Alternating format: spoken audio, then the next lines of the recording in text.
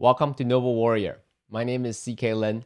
Noble Warrior is where I interview entrepreneurs about their journey from the first mountain of success and achievement to the second mountain of impact and purpose and legacy, so you can navigate your own journey from the first mountain to the second mountain.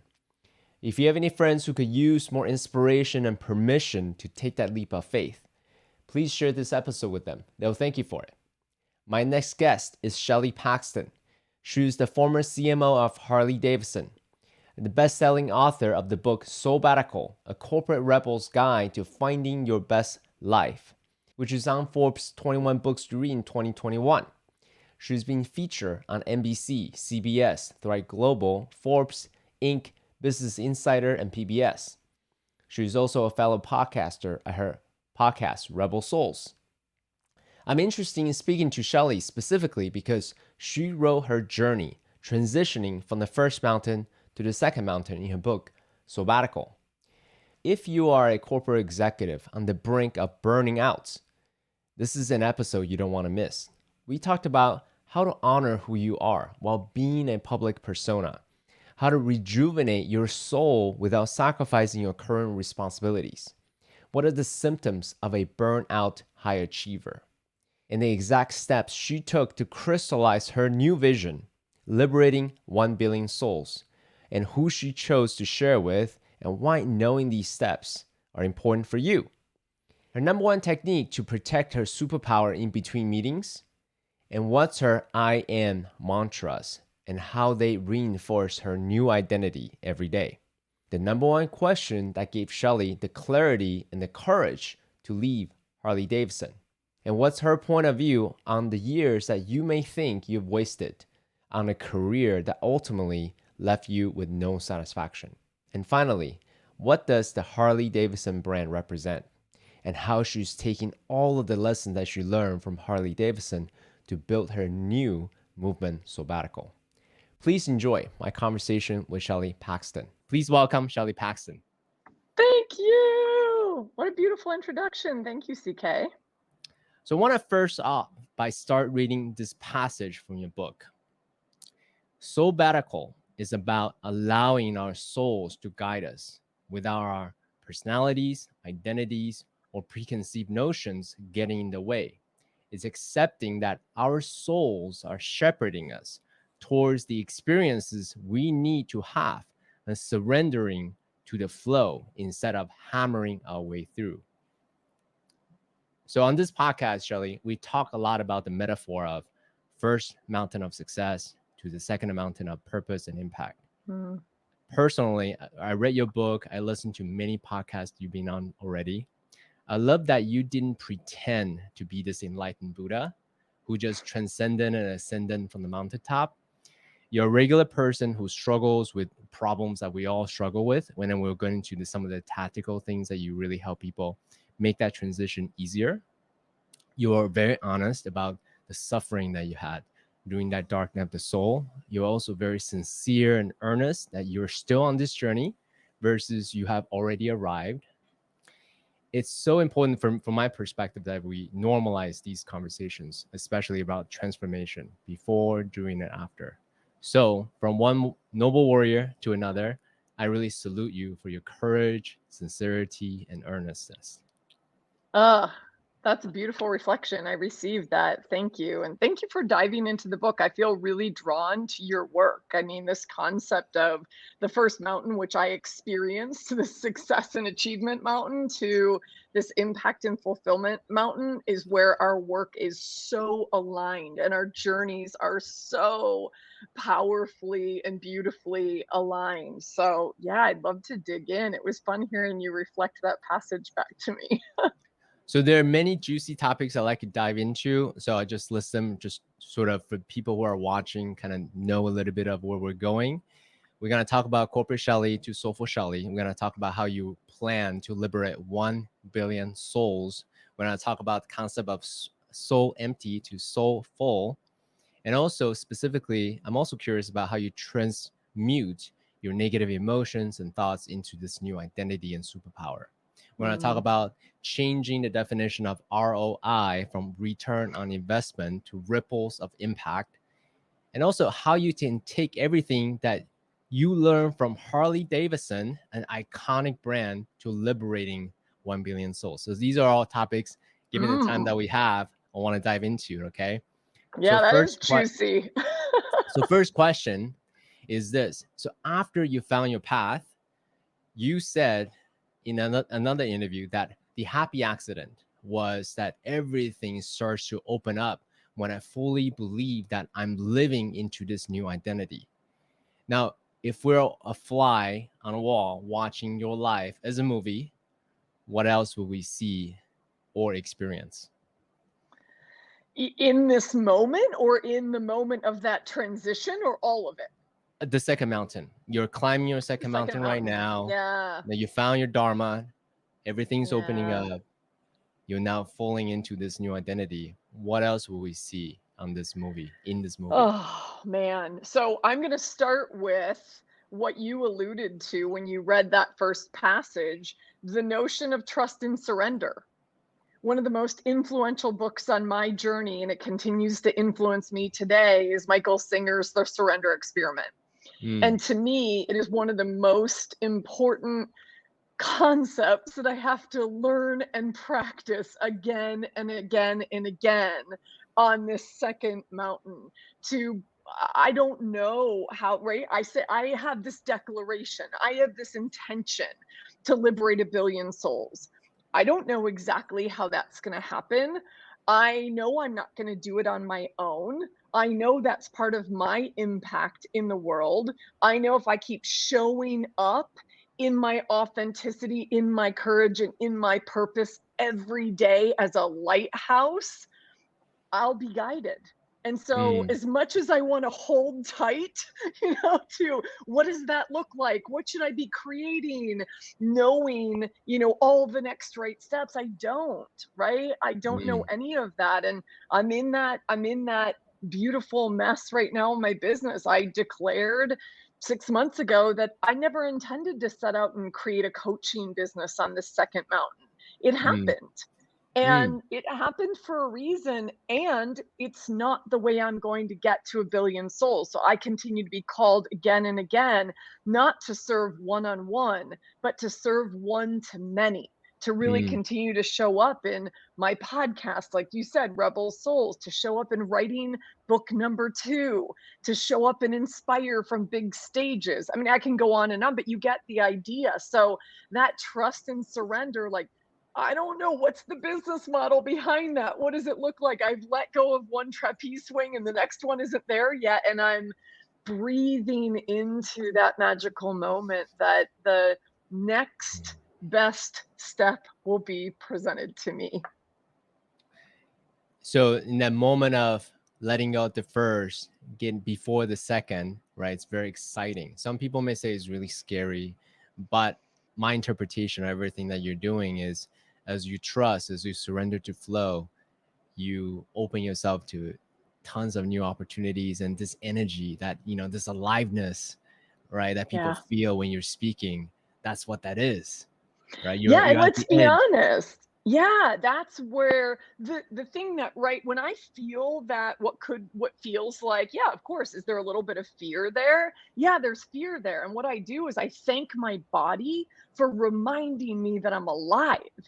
So I Mm, love that you just said aliveness, because that's a very literal practice that I have when I'm feeling all the butterflies or that nervous energy or whatever's coming up for me in the moment. I check in with my body and I say, thank you for reminding me that I'm alive. This is what it mm, feels like to be alive and moving forward and to have a big mission in the world. And it's also a reminder that when we're feeling this way, this aliveness, it's where the magic and the synchronicities and all of that yummy stuff happens for us. It mm, doesn't happen when we're in our comfort zone. It doesn't mm, happen when we're playing small in that corner. It only happens when, as you said, we're like on the edge, and mm, that's powerful. At least that's been my personal experience. And so much of what you read in the book and what I wrote about is mm, like, whenever I was at that edge, whenever I was trusting, whenever it did feel scary and I felt alive, that's when the doors and the portals started opening for me, truly. Beautiful. So we'll put a pin on this current state right now. Okay. So for the people who are Mm. inspired by your energy, by what's possible, we'll put a pin on this. We'll draw the path in the moment, bring us back to the moment. Because you had said the universe speaks to you from a whisper to a shout to a 2x4. So tell us about the reoccurring nightmare that woke you up from the Matrix. Just give the short version of it. Yeah. So, yeah, this one could go on forever. And also, I don't want to spoil it because anybody who wants to read the book, this is where the book starts, right? I literally grab you by the lapels and bring you into my world. And it's really interesting, CK, that we're having this conversation in this moment in history right now, because I feel like my kind of wake up moment was 5 years ago at Harley. I feel like the world, and maybe a lot of people who are listening to this right now, are feeling woken up, right? 2020 was the year that shook us. 2021 kind of woke us up to what matters most. And I'm calling 2022 the year of the revolution, right? The year that we're going to rewrite the script of success on our terms. So it's interesting. That's the context to what I'm about to say. What this looked like for me 5 years ago was I'm, chief marketing officer at Harley Davidson. I'm 45 years old. My career has been nothing but this, hockey stick trajectory on that first mountain, as you describe it. And I start getting ripped out of my sleep night after night after night by the same recurring nightmare. And this was absolutely my moment of the universe going, hey, we've been whispering, we've been shouting, and yeah, now we're going to whack you with that 2x4 until you pay attention. Because I was pretending not to know that I was living my dad's dream and that I was completely disconnected from my own truth. And my truth is my soul. I was disconnected from my own essence. And that's what the nightmare showed up night after night after night to literally like a projector to make me look in its eyes to see that my soul and the proxy for my soul, I'm not going to spoil it, but what I saw brought me to my knees and just I was a puddle of tears every night. I was not sleeping because what I saw, I ultimately realized was a proxy for my soul, and my soul was malnourished, neglected, longing for love and attention, and just literally staring me in the face. And Mm. it was a tough wake up call. And I'll be honest, this nightmare happened for the entire last year that I was at Mm. Harley. Mm. And it took me 6 months to decode what it was trying to tell me. And part of that happened because I actually went and asked for help. I went to the doctor and I said, I think I'm losing my mind. And by that point, substance abuse was involved because I was drinking too much, trying to incapacitate this nightmare. Because again, pretending not to know what's really going on, and sort of like a kid does, right? Plug my ears and go, blah, blah, like I can't hear you, and yet it keeps breaking through. And so that was truly my, literal moment of getting woke to the truth that I wasn't living my truth. I wasn't living my authenticity. I wasn't being courageous. And that was the very beginning of what I called Soulbattical, when I finally chose to accept that truth and explore it and have my own, as you said, dark night of the soul, walk into the cave and Right. deal and really fully explore and understand, well, what does this mean? And who am I Mm. when you strip away all of that stuff? So quick question there, because you had a 2x4 moment, right? It was a month, or actually, it was a month of It was this a year. recurring, Yeah, it was a 12 year of months of this recurring recurring nightmare, nightmare. right? So that's a very obvious sign, right? So as such, you took drastic actions and so forth. For those people who may not have the very obvious, so I'm kind of a savant in that case, right? I need something that's really obvious. So what are some of the signs you think that I should pay attention to? Ooh, that it's such a good question. I mean, here's one, and kind of weaves into one of the other juicy topics that you mentioned. So I now understand that success is a feeling. And I didn't understand that. What I understand now is that what I had at Harley, this traditional success that society, tells us to want, tells us to work our asses off for, tells us to strive for at all costs. I had ticked all of the boxes of traditional success on that first mountain. And yet I felt empty inside. I felt like I was dying a little bit inside, and I felt really guilty for that because I thought, "I've worked my ass off for 26 years. I've made it to the top of the mountain. Most people would kill, at least in the marketing space, to be the CMO of Harley freaking Davidson, right? I mean, or Iconic. any Harley Davidson fans. Absolutely. Mm-hmm. Iconic, global, sexy, it's people tattoo it on their bodies, all Mm-hmm. of the things. How could I be in this place and feel the way that I feel? And I now understand that concept in my language as success empty because we're playing someone else's game. And we are articulating success and striving for success on someone else's terms. And what I understand now, so I'm kind of bridging the two mountains to answer this question, but what I understand now is that the second mountain is truly successful, as in Full.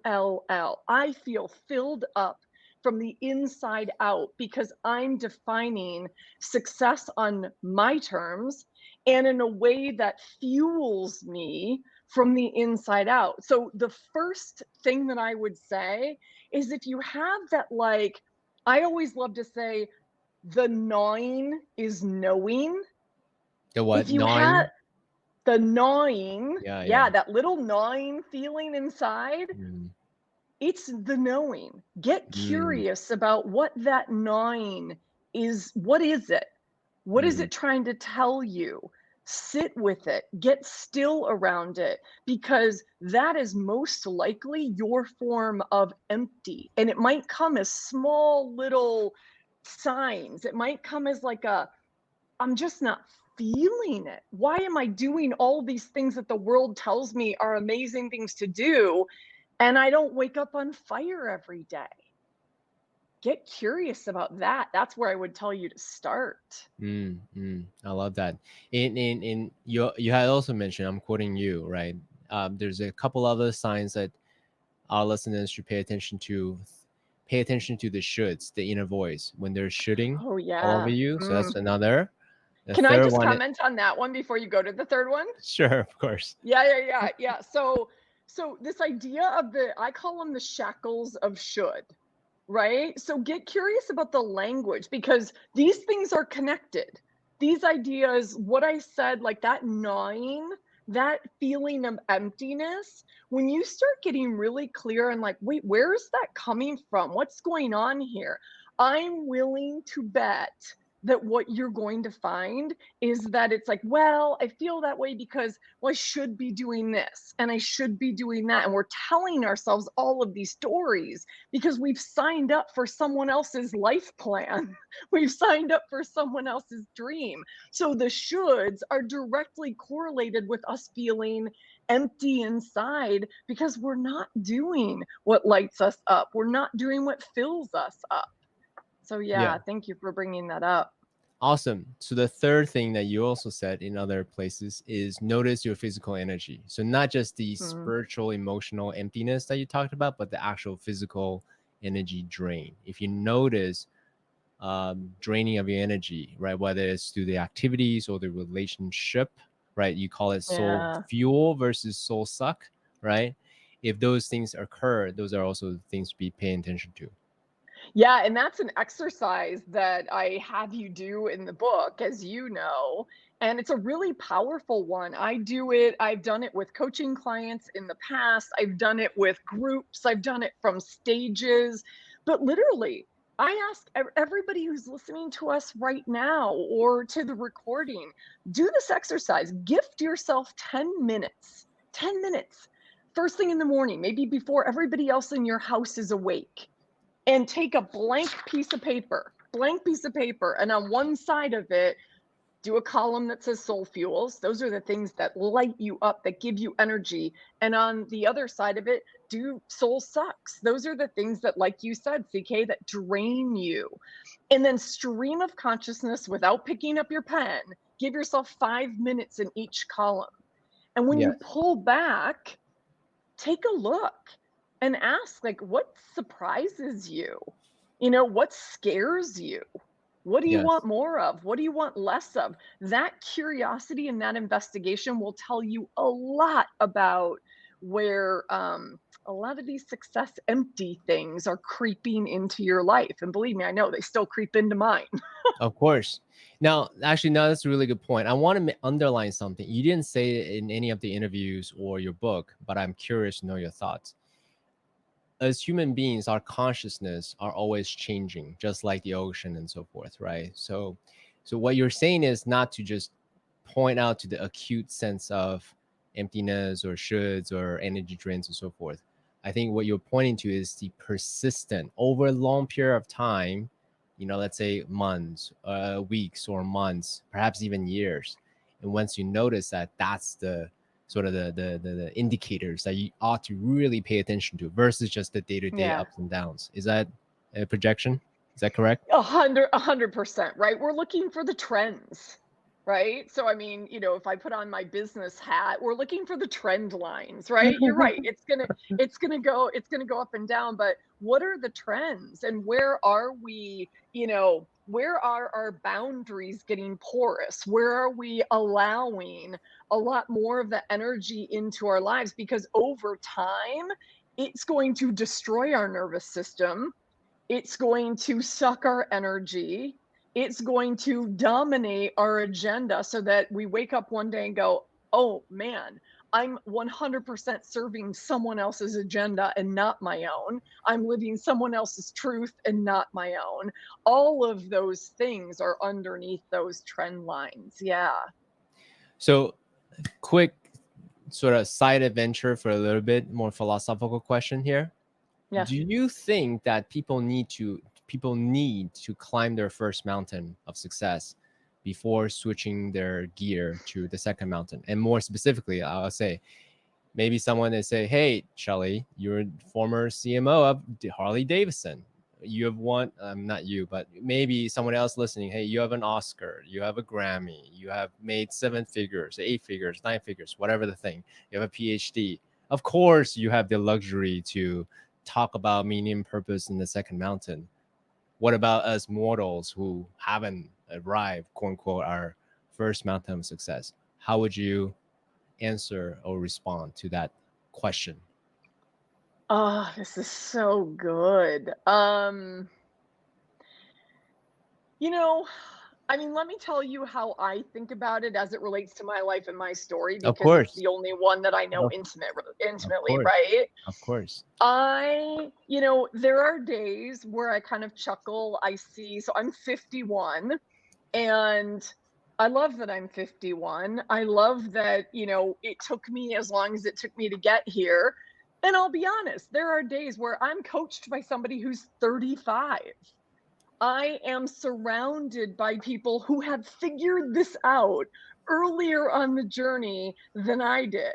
And there's some days where I was like, damn, I wish that maybe I would have climbed the first mountain a little faster, or I would have or I would have listened to the voices, or paid attention to the feeling, gotten curious about the things that, before the 2x4 had to whack me. And honestly, when I wrote the book, as you know, I started to realize I got a lot of signs over the years, and I chose to continue to ignore them all. So I own all of that, and even though I sometimes have those moments where I was like, how cool would it have been if I figured this out before I was 40? I'm so clear that my journey was my journey for a reason.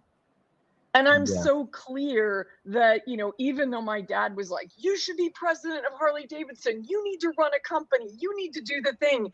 I'm really glad I stopped short of maybe that. I mean, maybe that's the equivalent of summiting Mount Everest. And I wasn't willing to go there.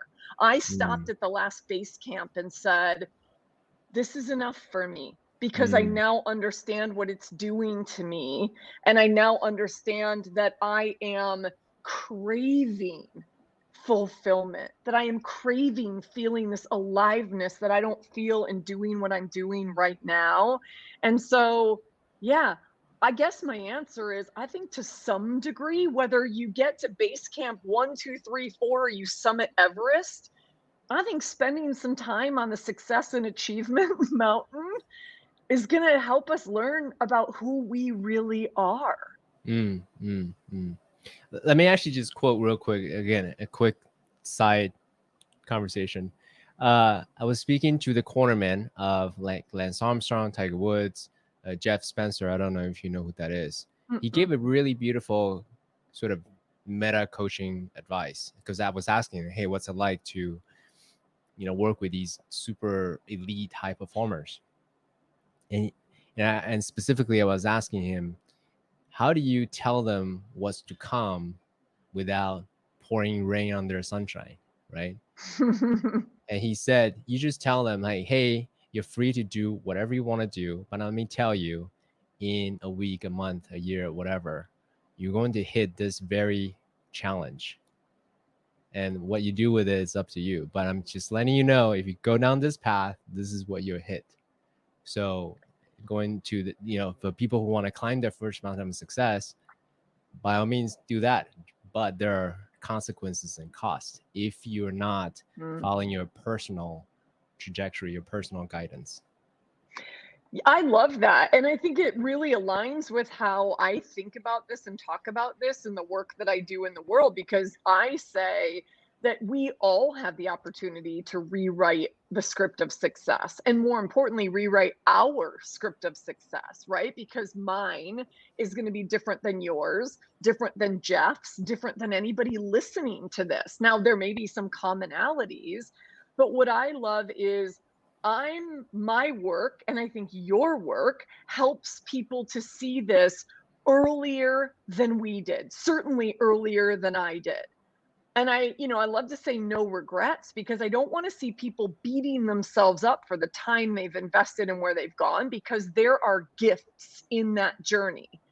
What I do want to see is that maybe you don't have to spend as long on that first mountain as I did. Mm, Maybe you can start to understand rewriting that script, like, well, what does that mean for me? So when I think about successful, really one of the first exercises is, what does success look like for me? And that is not an easy question for it's most not. people to answer. It took Mm-mm, me a long time to figure that mm, out. And so, but if I can get people thinking about that sooner than later, and then that becomes a lens through which they think about, their journey, that feels really good to me. Maybe you will be 35 and going, oh, wow. Okay, yeah. And especially, again, I'm going to circle back to this moment in history where you and I are having this conversation. We are unsteadily, trying to emerge from a global pandemic that has shaken everyone's lives up. Everyone's life has changed in at least one way, and almost all of us have gotten really clear on what matters most to us. People are fleeing urban centers. People are demanding flexibility in the way they work. Burnout and the mental health crisis are skyrocketing. Things have to change. And so mm. there's no greater time, in my opinion, to be having this conversation and thinking about what it means to start, you know, hiking that second mountain, because it's ours to create. Yeah, real quick. Usually we think about quarter life crisis, midlife crisis, all these different, like, very Mm. time specific milestones or time bound milestones.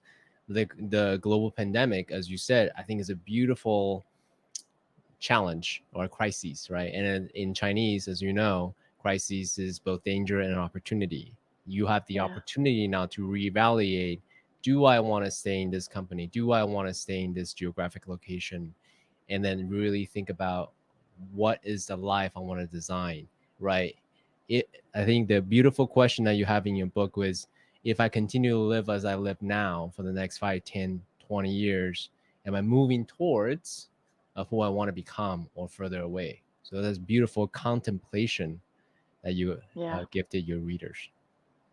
That question woke me up, right? Because it gets really scary if you think, wow, like, what am I doing this in service of? And, a lot of people will say, yeah, but if I do it for 5 more years and I can make this much more That's right. money and That's then right. I That's can right. have the freedom. That's But I'll right. be honest with you, this is one of the ways that I define success empty. If you are saying to yourself, or you catch yourself saying quite frequently, like I did, I'll be happy when. Mm, That is playing a very dangerous game. So right. I'll be happy when, I make the X amount of dollars, or when I get that certain title or that certain promotion. Those are all external factors, Yes. right? And asking that profound question really forces you inside to say, Yes. wait, what really matters to me? Who am I becoming? Who Yes. do I want to become on this journey? And that's your truth. Those are your values. That becomes your scaffolding to create this new life. We create our reality. Absolutely. And the only person that could do that to discern the chatter of the ego, because the ego can always rationalize anything. Oh, you need this. Of course, you have responsibilities. Yes, your kids depend on you. Da da da da da. Your employees, da, da, da. They can always rationalize anything. It requires that that quietude that you talked about to really distill, like, truly, what does my soul yearn for? So beautiful. Let's ask the question further. You had said, I want to liberate 1 billion souls. Can you define liberate and souls? So that way, then you can measure, right? CMO, Hmm. like this desire, this manifestation of this intention. Yeah, yeah. It's wow, this is the deepest anybody's wanted to dig into this. So I love this. Thank you. So liberate is, to me, it's liberation is a freedom, right? And it tracks back to what I was just saying about rewriting, our own script of success. What we're really doing is liberating ourselves from these shackles of should. We're liberating ourselves from playing the game of life and defining success on someone else's terms. We are liberating ourselves to truly live a life that is more authentic, more courageous, and more purposeful. So that's the Mm, liberation piece, right? mm, And mm, those are really important. That says that, I define Soulbattical as a way of being that's in full alignment with our soul. And you asked me how I define soul. I define mm, soul as our truth, mm, our essence, mm, right? That's what, like, everything that who we are is not titles and money and houses and cars and boats and all of the things, right? mm, Who we are is at our core. And that's how I think about soul. It's like, wow, if I am really being truthful to myself, I am living in alignment with my soul. So mm. I that's how love I it. think about those two pieces. Yeah. I love it. So here's the suggestion. Here's an idea as you're speaking, right? So what I'm seeing in my mind is, if someone has an awakening moment, a moment of, they call it satori, right? A moment of awakening, moment of lucidity, and they say, all right, here's my declaration of who I am and what I'm going to be, and this resonates with my essence. If you actually on your website have a place to record all of that, then all of a sudden you have a Mm. trackable thing, and then you can also look at it like based on all the effort that I make in speaking, in courses, in podcasting, these people, this many people are now on their path to freedom, I love that idea. liberation. Yes. Well, so it's such a cool idea because I've never really been able to answer. I mean, yeah, this is kind of funny having my CMO hat on, right? And like when people say, "What does your scorecard look like?" And I'm like, right, my head just wants to explode because that was never my favorite part of the job, if I'm honest, right? So, and let's be right, honest and authentic at my core. I appreciate that. That's awesome. Yeah. You And really share everything about your life, in the yeah, book. Yeah. the truth is, and in my business today, the truth is like, I don't know, I can't tell you how many souls I've liberated. I really can't. We can talk about number of books sold or how many people listen to my podcast or follow me on the socials or whatever, but that's not really it either. And so I have gotten to this place, and maybe this takes us full circle to the trust and surrender conversation earlier on. I am trusting that by showing up every day and continuing to push myself to play bigger, to be in the arena, to be a model. I call it being a soul model for living this soulbattical life that is more authentic, more courageous, and more purposeful. I am trusting that I am inspiring others and giving others permission to do that themselves. So I don't have a grand scorecard, but your idea is really cool. Please take it. Yeah, All right, so thank you. I appreciate it. let's keep moving forward, right? Because our time is quite limited, and there's so much I want to talk to you about. All right, so and also, guys, if you're watching this, just so that you know, I'm not asking our guests for the sake of my own curiosity. I'm actually charting out the meta structure, how you can follow step by step, how you too can discover your own purpose, your own, your GPS, so to speak. So that way you don't have to necessarily wait until the universe whack you with a 2x4 and with years of nightmares. Like uh, Yeah. we want to save you from your suffering.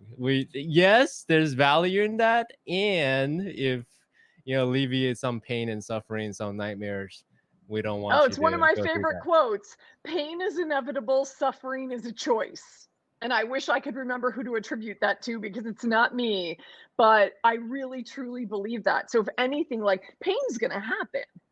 That's part of life, right? It's the lightness and the darkness. How long we choose to sit in that versus moving through it is truly our choice. So I hope that some little bits of what we're talking about today can help you move through and yeah, minimize your suffering because I would never want to go back and have that nightmare for a full year again. That was silly. Mm. So you and Christina Lakiani had talked about transitions, because you could have easily say, I'm going to be a nun or a monk and then say goodbye to the material life, right? That's one path. But for most people, householders, right, they wanted to have their life, have their family.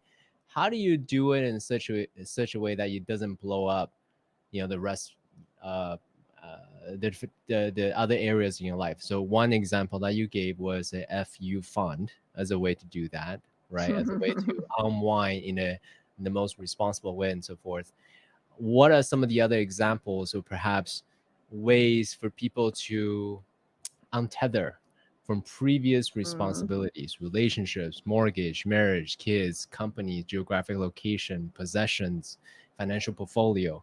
What are some of the ways to kind of ease them into this second mountain versus just like, all right, guys, I'm off to my sabbatical? Yeah, well, let's be honest. I mean, I'd love to take a step back before I go into any granularity on answering that question. I'd love to take a Sure. step back and say, it doesn't mean you have to let go of any of that. So let me say this right now. I think when I first left Harley and I said, I'm becoming chief soul officer of my life, I gave myself this title because I wanted to feel ownership and responsibility to this beautiful soul of mine. And I called this my Soulbattical because I didn't know how else to tell people what it was that I was doing, because it all sounded crazy. Nobody leaves chief marketing officer of Harley Davidson job to go to nothing, to explore their soul. And so I think at the time, I thought Soulbattical meant leaving your job and maybe even leaving the corporate world. And what I'm so clear on now, and I wrote in the book as well, but I want everyone to understand this before we go deep, is Soulbattical is not about leaving your job. It is about finding yourself. And I think that's really important context for this conversation that we're having, because I have had clients, I have people in my community who love being in the corporate world. The question for them might be, have I created a fully integrated and aligned life? Is my, am I looking at my one wild and precious life as one wild and precious life versus a work life over here and a personal life over here, and this, set us up for failure thing we call work-life balance, which to me is BS. So I just want to say that how you define the things that you want in your life and the spaces you want to play in is up to you. Soulbattical doesn't mean you have to like take this radical leap off one mountain, hold your breath, and land, hopefully with a parachute on the other mountain. Yeah, right. On a wing and a prayer. It might look like my journey. It might look like your journey. It might look wildly different. I have had clients who've said, what Soulbattical means to me is actually leading and living more authentically, more courageously, and more purposefully. And for some of them, it meant I'm not in the right place. I'm not in the right company. Maybe I want to be in a company that's a B Corp because I feel really passionately about, the company that I'm a part of having a bigger mission on this planet that is aligned with my values and my mission. Maybe it is leaving the corporate world and becoming an entrepreneur like you and I have done. Maybe it's something in between. So that's all context to say this isn't a sprint. This is a marathon. So the first part is getting really, really clear on what does success mean to you, and checking in around what are some of those things. Maybe where are you getting tripped up on the shoulds and on other people's definition of success, and start to unpack that first before you make radical decisions. And in some cases, it might be, hey, I want to kind of start doing some other work on the side, just see how this feels. But it can be as, yeah, you could have an FU fund like I did, where I was building that fund over time. So I had a little bit of cushion or runway to say, so that's what I did. I took a year. I thought I was taking a year away from the corporate world. Clearly, my calling in the world was to leave corporate altogether so that I could do this, and then kind of go back into corporate with my Can I mission to rewrite the script can, of success. can I just underline something that you said? Yeah. Right. So what Shelley and I were talking here isn't as, the drastic transition that she made per se. First and foremost is to figure out what is it that you want. And then oftentimes it doesn't come in a flip of a switch. I don't know. And then boom, I know. Now I can go 100%. And same thing also as well as creating space, right? So what I wanted to ask you when I asked that question was, how do you basically create space as you're figuring out this new direction that you want to head towards? So for you, the space that you created was the FB fund, right? The FU fund, and then also the notice of the shoulds, as well as the soul sucking activities or relationships. These are all different ways for you to create more spaciousness in your life. Yeah.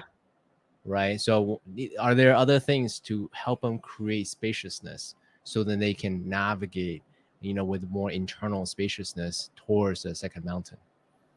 Yeah, I think one of the big ones, I'm just going to repeat one that you said again. I think one of the biggest ones is how do we get rid of more of these soul sucks, right? I mean, I literally posted on my, my Instagram feed yesterday, like, stop being available for the things that make you feel like shit. Period. End of story.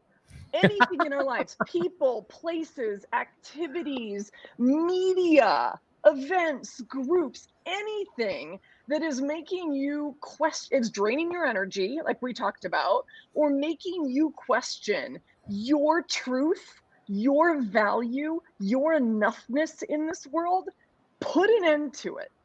That's a great way right now. We have more control and more agency over this than we often give ourselves credit for. It's hard, but we teach people how to treat us. And the more we're willing to drop those boundaries, to please people, to do things out of a sense of guilt and obligation, the more we are resentful, the more we are burned out and exhausted, and the more we don't have the spaciousness to do what we're talking about right now. That's a big one for me. So really think about it. I mean, I posted it yesterday because I was feeling it. I was like, why did I do those 3 things? Why did I do that? Why am I making myself available for something that was making me feel this big? No, Mm. enough already. I needed the reminder, so I wanted to share it with my community, and now I'm paying it forward into your community as well. That's a biggie for me. Thank you, Shelley, for being here again. So appreciate you saying yes to this opportunity. All right, segue I to love it. another Thank you. conversation. All right, so let's go further about owning our truth. Part of Mm. your superpower, you have said, is your energy, or somebody else said that your energy is a superpower. You know, your presence, your fierceness is earned by all the effort that you do when no one's looking, to dissolve your shame or whatever negative emotions in order to speak your truth. So that's my observation. What would you say to that? Oh man. It's taken me a long time to own this one. I don't know if I'm answering this in a way that's helpful. So you'll tell me. Let me just say what's coming up for me in the moment and then steer me. Um, it took me a long time to really understand and own my superpower. And I think those are two sides to the coin, right? First, understanding that when people would comment on my energy, it's like, oh, I would dismiss it. I would say, "Oh, that's just who I am." And I wasn't really, one, fully understanding that no, actually, this is a superpower, and not everybody walks into a room and has the presence, has the magnetism, has the, yeah, the literal energy that I do. People feel me before they see me. And I'm like, all of it. And then so that was the understanding it when enough people, this is the guidance I would give for all of us. Really tune in when you hear the same comments over and over again about, like, wow, I love your X, or I love the way you do Y, or you're the only one who does this thing or shows up in this way, or when I see you do this, it has such an impact on a room, on your team, on whatever. Listen for those things. When you hear people say that again and again and again, pay attention. This is an indication of what your superpower really is. So that's one. It's like listening and understanding, like, oh, it tends to be the thing that comes so easily to us that we can't even give it credit for being a thing. I was like, what do you mean my energy? I was just born this way. Okay, well, maybe I was. Owning Mm, that and then figuring out how to leverage that. So the owning it was the second piece. It's like, oh, I get it now. That is like, so that's a key part of my business. I have to really work hard to now protect this energy. So mm, on either side of this recording or this live stream, I don't have anything because my energy is that important. Now that I recognize it as my superpower and I want to show up in the way that I'm showing up right now in this conversation, I'm not going to block myself back to back in a day. I Mm, am going to do everything I can to really protect this energy so that when I'm on and I'm sharing it and your people are feeling it because that is my work in the world and that's my superpower. If I came in here after having 5 back-to-back meetings before you and I had this conversation, you wouldn't be getting this me. And that's mm. really important to me. So I think those things are interrelated. I don't know. Did that answer your question? It does. So so let me repeat what you said, right? So to recognize what you receive from others that you may not even know, and to people I say is fish doesn't see water because you're just Yeah. swimming in the water Yeah. that you're swimming, right? So Yeah. this is who you are. This is your superpower. One layer deeper would be one comment I made was the reason why you're so good at showing up 100%, being raw, being fierce, being truthful is because you don't just do it for the camera. You do it everywhere, especially by Yeah. yourself in the dark when you're like really going through whatever samskaras or negative emotions. Like that's you do the work in the dark. So when you show up, you Yeah. have full presence. It's earned. It's not bought or given. Do you Yes. agree with Okay. that? So yeah, yeah, yeah, I do. I do. And here's what I would add to that, CK. I would say, so yes, because I believe in being the same person in every room and when no one is watching, right? Showing up for myself in the same way I show up for others is really important to me. And it was a lesson that took me a long time to learn. So showing up for myself is, yeah, it's what do I need? I call it, the reason I was pausing is I was like, do I want to go here? But I'm just going to say it out loud. I call it radical self commitment. There's a lot of conversation around this idea of self care. And believe me, I'm a proponent of self care. I believe in it. We have got to, as I say, self first isn't selfish. It is really important. And at the same time, radical self commitment is bigger than that. It's bigger than, spas and bubble baths and meditation. It is really committing to our values, committing to our truth, committing to our courageousness, committing to creating what we want to create. That to me is radical self fulfillment or radical self commitment, sorry. And it's what I do. So you're right. Behind the scenes, am I working through all the stuff that's coming up? Absolutely. And I'm taking it a step further because I stand for authenticity and courage and purpose, and this is my work in the world. I then come back and share it.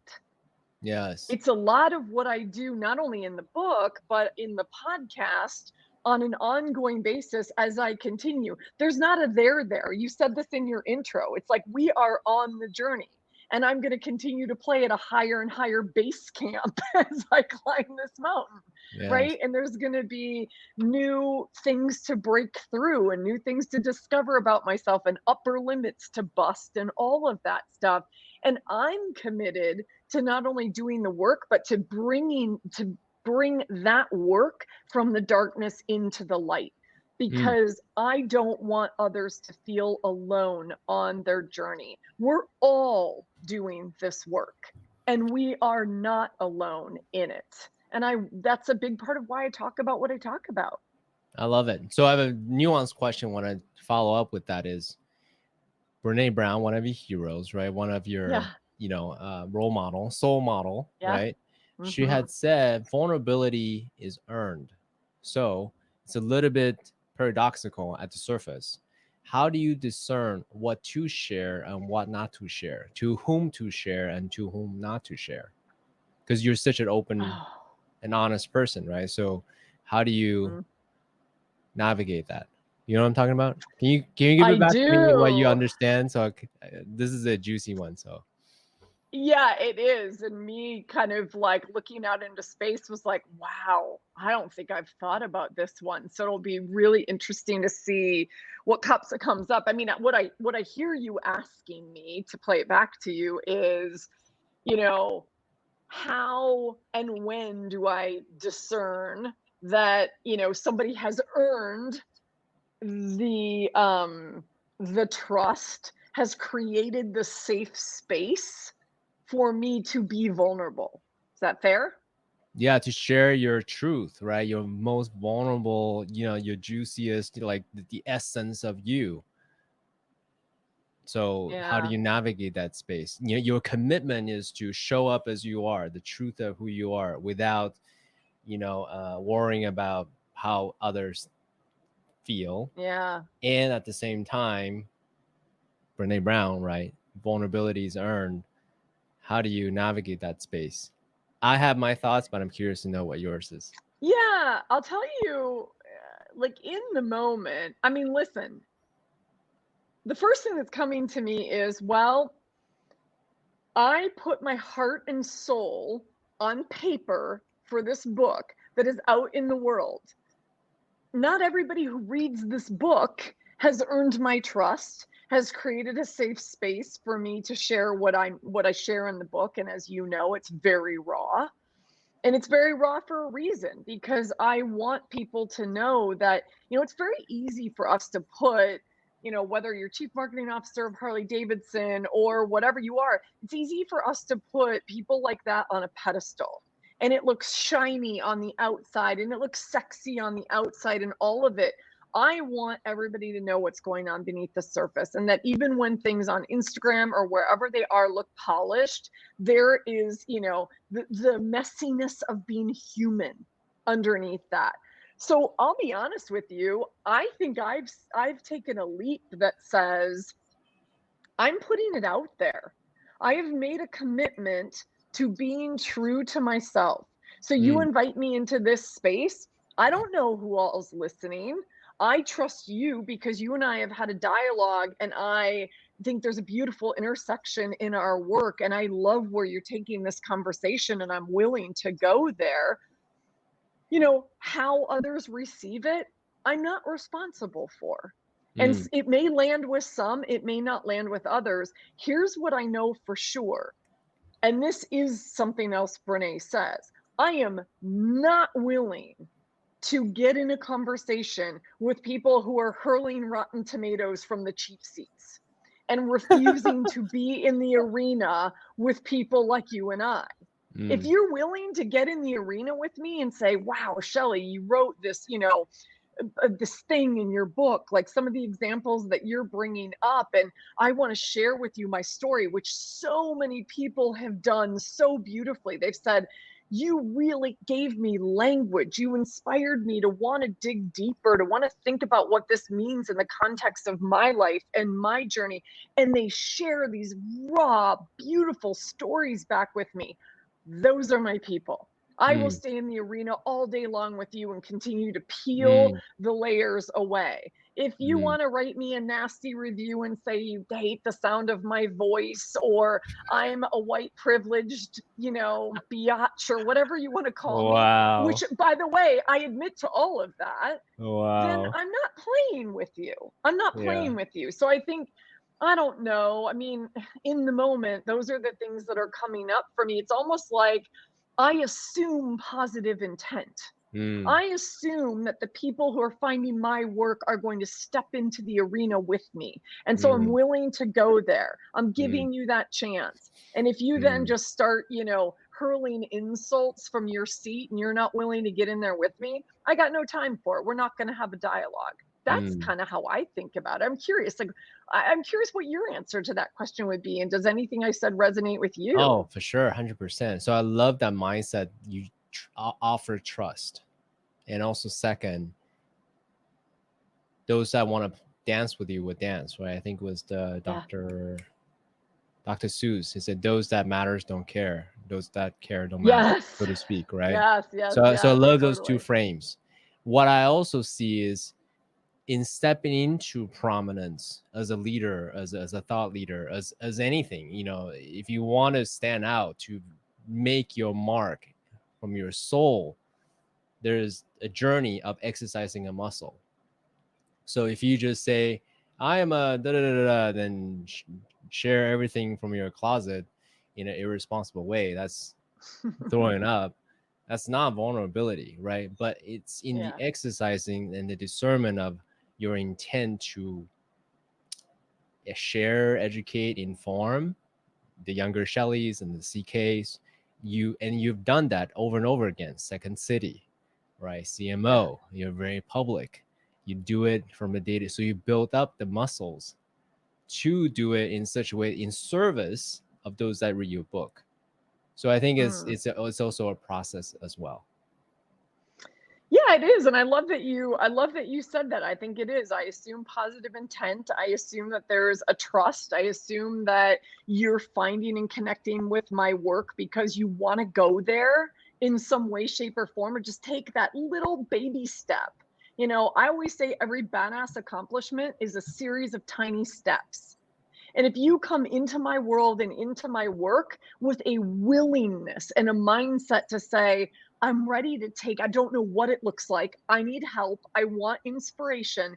And I'm ready to take whatever that next right tiny step is, we can dance. We Oh, can dance.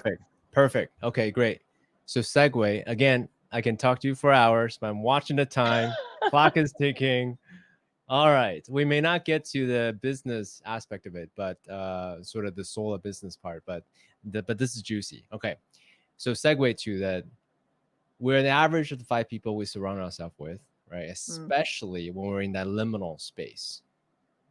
After the caterpillar, before the butterfly, right? We don't In the ooey gooey in mess, exactly right? right. It's the community is so important. You chose to be a part of Rich Lipkin's community, like it was Litvin, your yeah, yeah. core community. Like, why? Can you share with us sort of your criteria of choosing your community, your people? Yeah, yeah. Community is still top 3 for me. I mean, I've gotta have it, and at the time, when I stepped into Rich Litvin's community, so not only Rich is a very well-known coach, British guy who's based on the West Coast in Santa Monica, California, and he, as part of his broader community, he has an invitation only, very high level kind of, um, leaders and coaches and entrepreneurs who are changing the world kind of group called 4PC.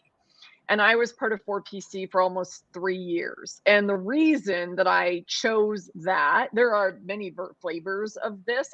Rich and his work happened to really resonate with me. So one, does the community and who's in the community resonate with you? Do you feel it? Do you feel like your people? And two, Rich says this best. He reminds us every day, if we're the smartest person in the room, we're in the wrong room.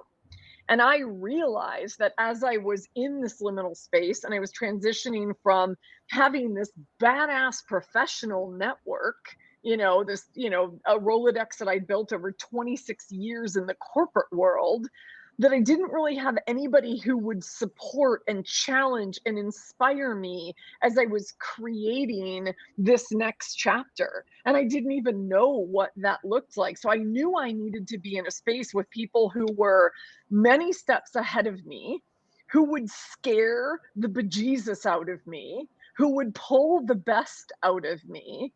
Why would they And scare you, by the way? Why would they scare you? You are because, Shelley bec- Paxton, former CMO of Harley yeah, well, Davidson. Why would they scare you? I don't understand. because so Shelley Paxton, former CMO, and this is one of the things I realized, and I know we'll talk a little bit about like my transition from corporate Shelley to soulful Shelley. I realized that I was always this really good, like I was a steward of these incredible iconic brands. I stood behind brands and made them more important than myself.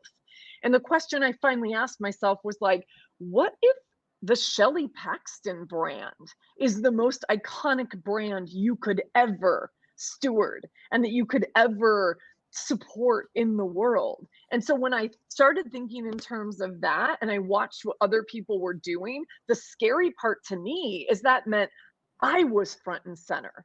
Not Harley, not Visa, not AOL, not McDonald's, not all these incredible brands that I'd worked on throughout my career. I was front and center. I was fully exposed. And so we say we're ready for these things, but whew, that was a hard one.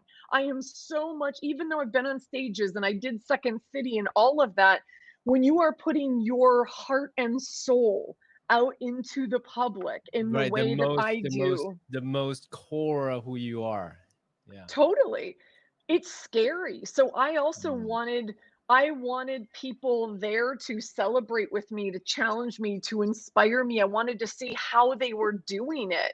I wanted to see what it looked like. I wanted to be held while I was doing it. And Mm. so that was really what that community was all about. And I stayed Mm. in for a number of years. I only left in January of this year. And now I'm in another community led by Abby Gibb. It's called Divine Feminine Leadership Academy. And it's really for badass women who are movement makers in the world. So interesting, right? Like we just keep, I'm on another base camp on the second mountain now. And so Mm. this community of movement makers, which I am one, is now inspiring me and pushing me and challenging me and holding me. And Mm. I just don't think that there's anything more important to any of us, whatever your journey looks like. Be with people who inspire you, support you, challenge you, hold you, ask you, what support do you need in this moment? And maybe some days they're simply there to just listen Mm. and sit with you. Mm. I think this is a little digression to what this is. I think given the time and also the trend of the world, where the world is going, the role of a space holder is becoming increasingly more important. Mm. Unfortunately, for space holder, it provides space, so you can't really point to what content or things they create. Right, a space holder is that you are in full acceptance and love and enveloped. You can say whatever you want, and you're still fine and good. So, anyways, there's a little side comment I want to make. Being in a Yeah. container in a community where such space is provided is very, very precious, especially more and more people are feeling isolated and depressed or whatever the thing is and not being understood. So the role of a space holder is becoming more important. Yeah, I love that you paused on that because it's so important, and it's really important in how we support each other. I've become a big advocate for mental health. It's part of my story and my journey. As you know, a portion of the proceeds of my book go to supporting an organization called Life is Priceless, um, which supports mental health research and suicide prevention and all the things that are really important to me. And so I'm tying that to being a space holder because you're right. In this world where busyness is a badge of honor, in this world where like I'm trying to, be right instead of, get it right, in the world where I'm speeding up instead of slowing down and sinking in and listening deeply, man, space holders are, I think it's one of the most valuable roles we can play and one of the most valuable gifts we can receive. And I Mm, want to see more of that in the world to slow us down and get us out of this busyness and be that for each other. That to mm, me is a big piece of, what success looks like on this second mountain. mm, Right? mm, It's slowing down, it's holding space, it's supporting one another. It's not a lone journey. When at the beginning of the book, I have an intro and I'm kind of like, here's what this book is. Here's how I think about Soulbattical. Here's the mission I'm on. Here's, it may be for you, it may not be for you. And I say I wrote the book that I wish would have been out there when I left Harley. I wrote the book that's me putting my arm around you, saying I got you. And to me, that's a space holder. I am holding space for you as you're reading this book and going on your own journey. And I'm there for you. And I want to see more of us doing that for each other in Mm, this world. mm, Kindness and compassion and empathy um, are really underrated. I love that. Precisely what our podcasts are here to do, right? Creating that container Yeah, for the auditory experience that, hey, this type of conversations is appreciated, right? Is worthy of listen to and yeah, contemplate on, right? So yeah. next question is this. Man, talk to you for hours. Keep saying that. So Maybe we'll do under a part two. We could do a part two. awesome, great, awesome. So with your new identity, this new belief that Shelley Paxton could be the most iconic brand I've ever represent, how do you reinforce that belief even when there's no evidence yet? So you had talked about, right, being immerse yourself in a community where they believe in you, right? They support you, they provide space. Are there other things that you do or are doing to reinforce this new belief, this new identity when there's no evidence yet? Yeah. And let's be honest, there's growing evidence day by day. Of course. Can I tell you exactly how many souls I've liberated? No. Sure. And I probably never will be able to, and I've gotten really comfortable with that.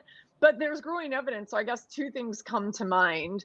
I'll say them out loud so you can help me remember in case I get off track. One is I do these I am statements. So I've created what I call an I am manifesto. You might remember that I wrote about this in the book. Like, who am I when you strip away all of the external stuff that's, society says is important? Who am I at my core, at my essence, in my soul?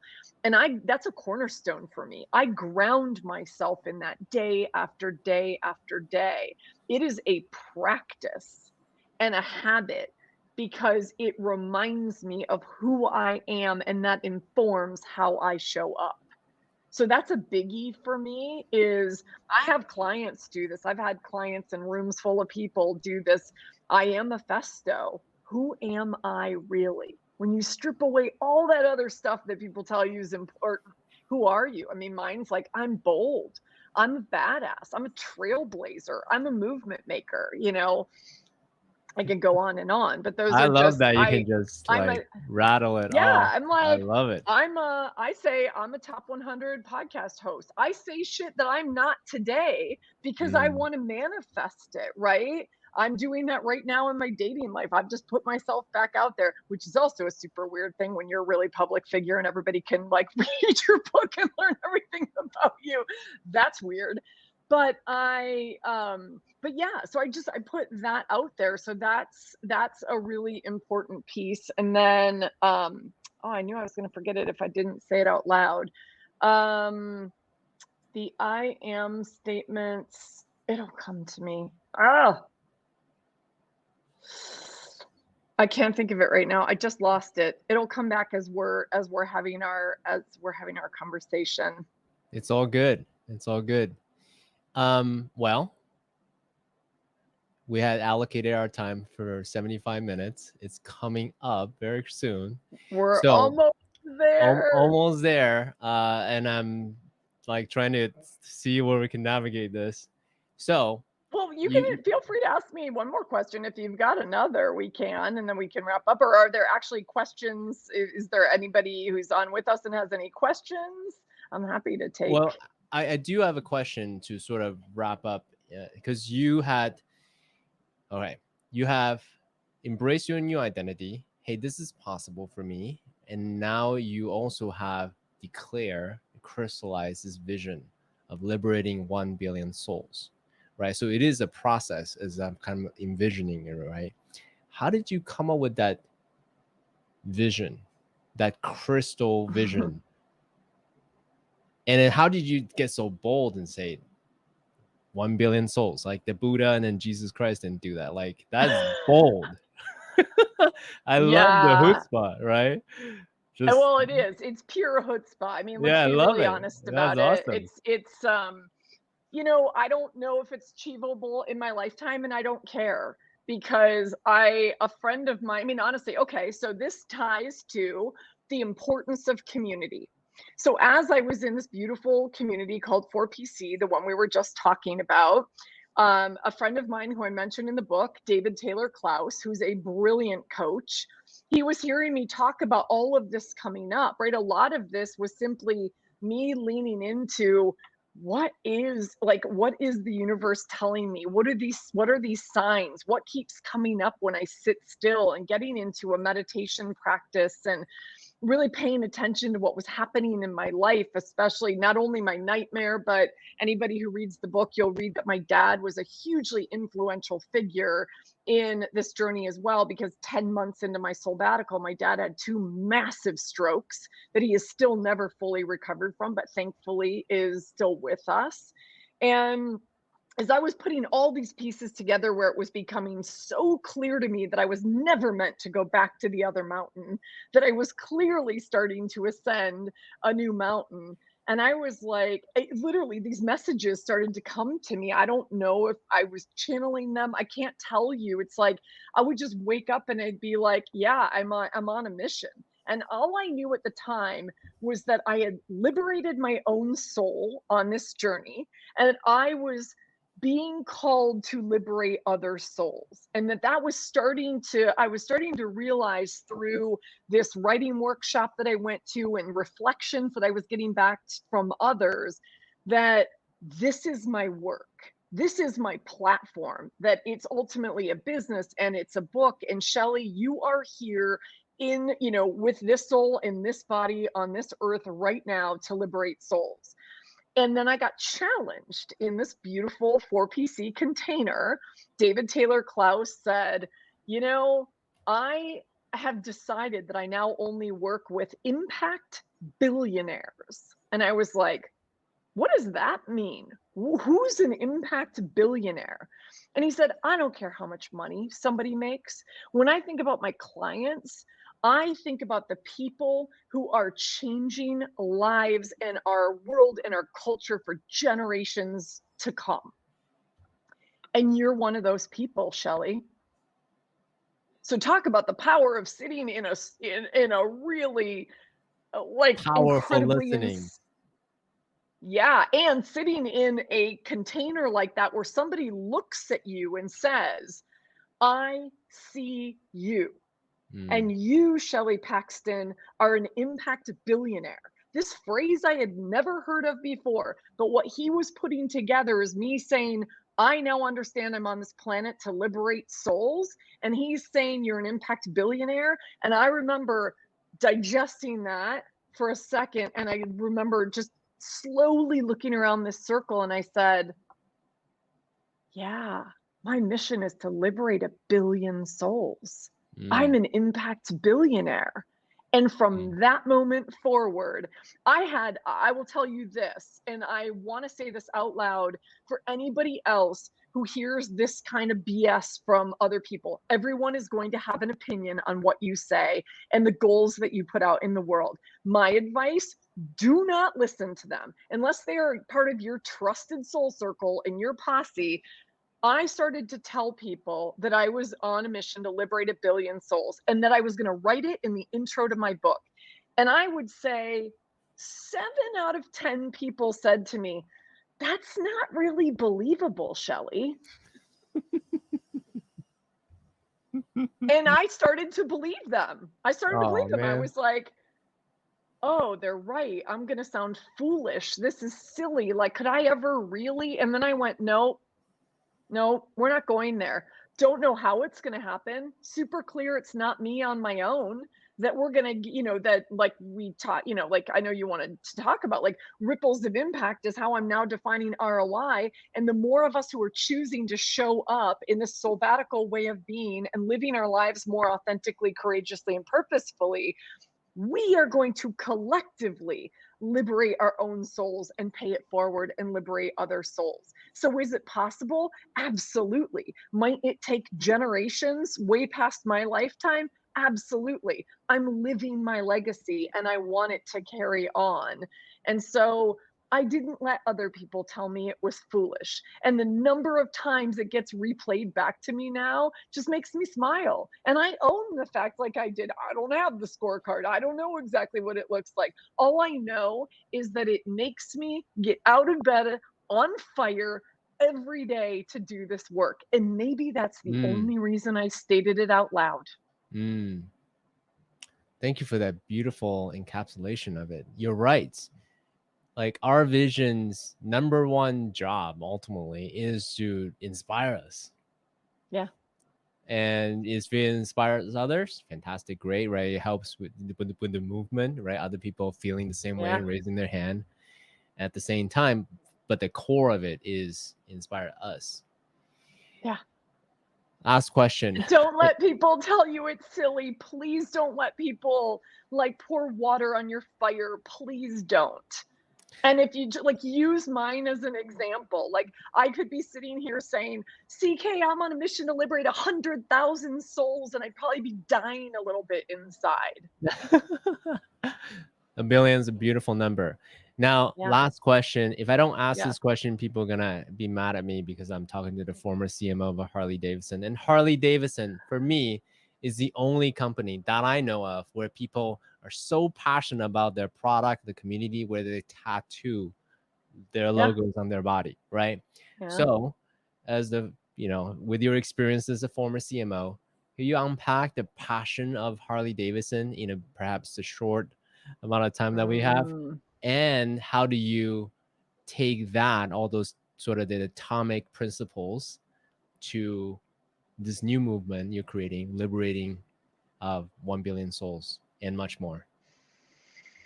Yeah, I mean, the short answer, we could probably talk about this for an hour, right? If we truly wanted to unpack it. I mean, the abbreviated version is, the power of Harley has never been about the product itself. It's been about an emotion and a lifestyle and a community of people who from all walks of life are brought together around something that just lights them up and brings freedom into their life. Getting on a Harley is freedom.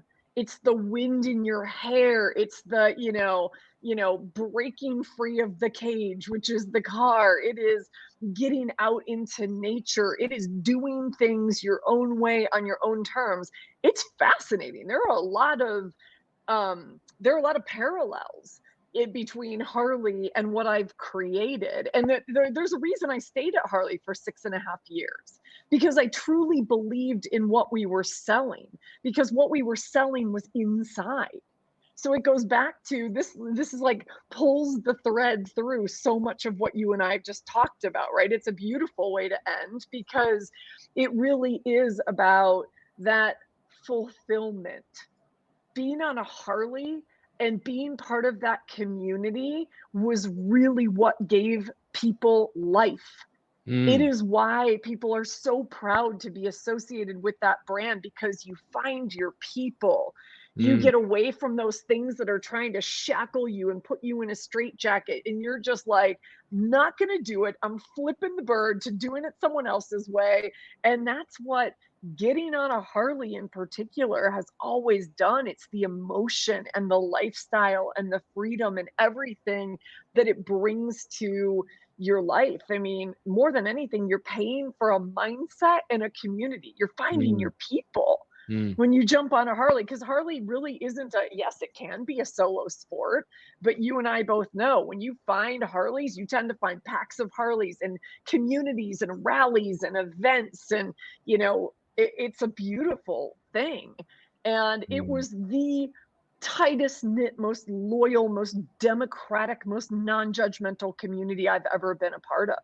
So mm, there were a lot of learnings there for me as I think about, wow, what is that beautiful emotional space that I want to create for people as they are finding their own freedom in their own lives, as they are Mm, breaking out of these shackles of should and rewriting their own script of success. How can Soulbattical be a beautiful community that holds space? So I think that's the short answer of the power of Harley and how I'm translating some of it into what I'm doing. And funny that you should be asking right now because I'm launching my own community next month in mm, October called Soul Circle because I want to bring more of this. So all of us who are committed to being on this journey, I want us to be able to hold the space for each other and be in the mess of it and inspire each other and give people more access to me as we're choosing to live, more authentically, courageously, and purposefully. So, yeah, some of that I learned from Harley. mm. I love it. What a beautiful way to end this. So, guys, buy the book, Soulbattical, A Corporate Rebel's Guide to Finding Your Best Life.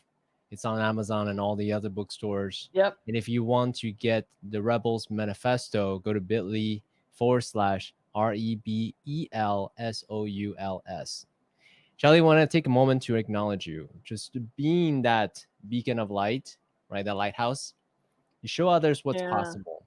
And just really step into this lifestyle of being an impact billionaire. And I really appreciate how you write the book, share it publicly and share on this podcast specifically, with openness and willingness to dance in these, my style of conversation and just Yeah. going really deep about what does it actually take to create, to surrender to our purpose and to really, embrace each other into this new community to be impact billionaires. So thank you so much for Mm. being here on Noble Warrior. And Oh my gosh. I hope that we can schedule a second one so we can talk about soul of business. Because we talked today a lot about soul of individuals, and that's great. How to awaken individuals. A juicier one. I'm a former chief culture officer in a startup, and so we can really geek out about how do we bring back humanity and soul into business. So I thank you would so love much to for do being that. And here. that's really what the Rebel Leaders Manifesto, thank you for linking to that. That's really what that's about. So that'll be a good primer for anybody who wants to download that and read it. And yeah, I think that's going to be the bridge into my second book. So it actually makes sense that it might be a second conversation because I'm just sort of I'm starting to put more meat on those bones, so to speak. So that's exciting.